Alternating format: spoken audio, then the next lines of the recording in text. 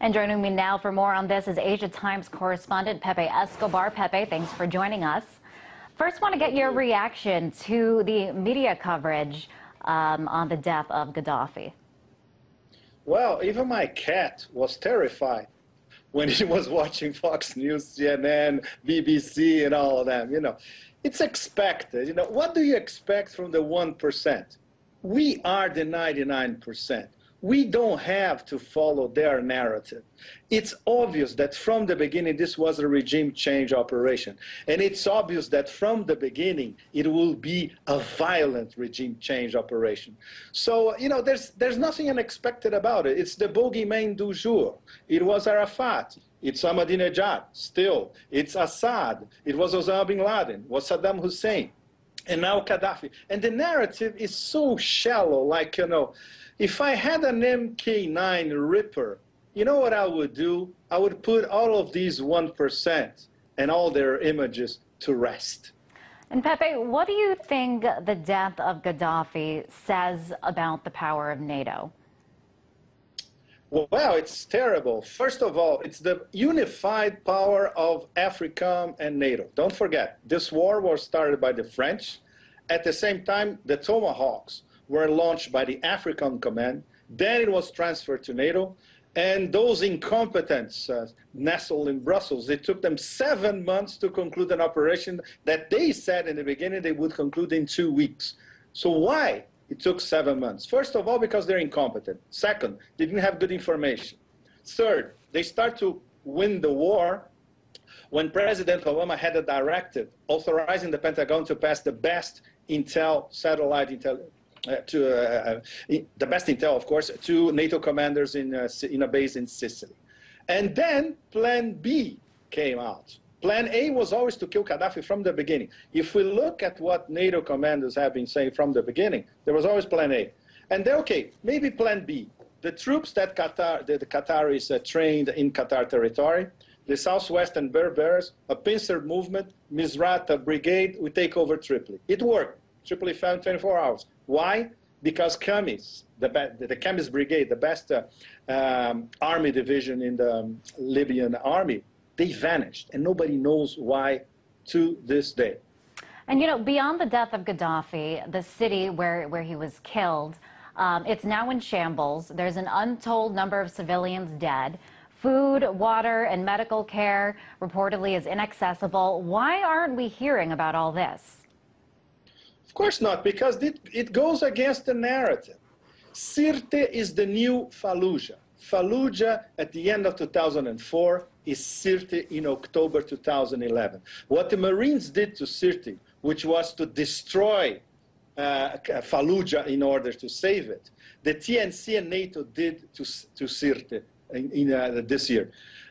40,000 NATO bombs in more or less 7 months. Let's assume that one bomb killed one Libyan, which, of course, very optimistic. So we have at least 40,000 Libyans killed. It's more than 100,000, and nobody will be on the ground to count it.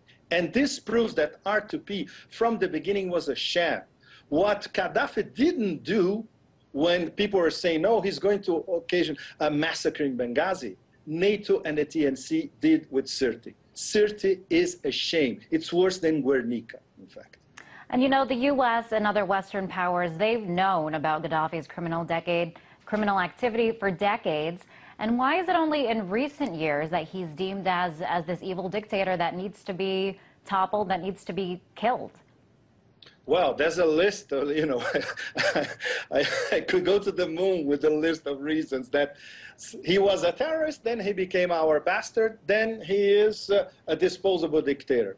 So, Saudi Arabian interests, bad blood between the House of Saud and Gaddafi. Qatari interests, they wanted to take over commercial operations in Northern Africa. NATO interests, NATO is, the Mediterranean is a NATO lake, so Libya has to be out. AFRICOM, we need a base because we're based in Stuttgart, Germany, so in Libya we can have a base as well. And the penetration of AFRICOM inside Africa. Basically, this is a war between the Pentagon and China, and Libya is a pawn in all this. Not to mention Total in France's interest, Sarkozy who wanted to sell nuclear power plants to Libya, the French water companies want to privatize the oil in Libya. You know, there's thousands of reasons. So who wins?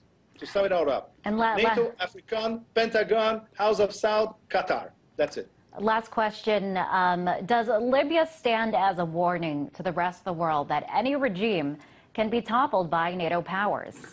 Absolutely. And now NATO, they think that they won a war against Milosevic. They didn't, because the Russians pulled off their support to Milosevic. That's why the war ended. NATO lost a war and will lose a war forever in Afghanistan. And now NATO thinks that they won a war in Libya. So next, other countries in Africa. Next, other countries in the Middle East, starting with Syria. Next, in the near future, Central Asia, and even South America. I was talking to some strategists in South America. They are discussing the possibility that NATO one day we're going to try to depose Evo Morales and Hugo Chavez in Venezuela. So yes, NATO is the global Robocop, and beware, they're coming to get you. And let's talk a little bit more about what you think is coming next, if you had to make a prediction. No crystal balls, but based on facts on the ground, it's already on. Civil war in Libya. Number one civil war, the Islamists against the defectors in the Gaddafi regime. They will never set up a government because they're militias fighting against militias. It reminds me of Iraq in 2004, 2005, in fact.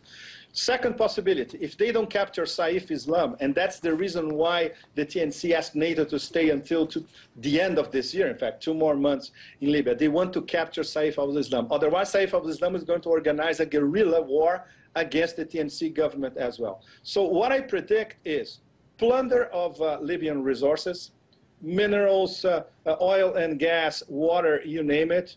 NATO running Libya as a kind of protectorate, a puppet governor Hamid Karzai style in Tripoli, and civil war all over the place. Welcome to liberated Libya. Pepe, thanks so much for weighing in on this. That was Asia Times correspondent Pepe Escopar.